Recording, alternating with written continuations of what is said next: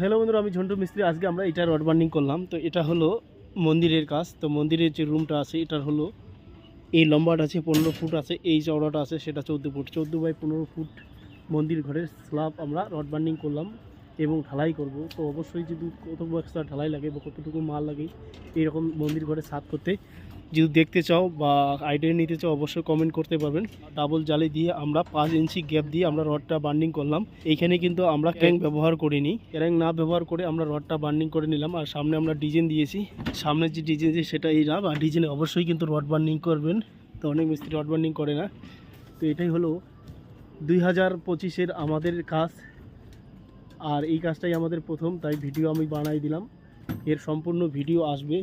ছাদের কার্নিশ কতটুকু দিলে ভালো, ছাদের কার্নিশ দেওয়া ভালো না খারাপ, এবং যে ক্যান্টিলিভার আছে ব্যালকনি সেটা কতটুকু দিতে লাগে সেই সম্বন্ধে ভিডিও আসবে। সমস্ত ভিডিও তোমরা দেখতে পারবেন।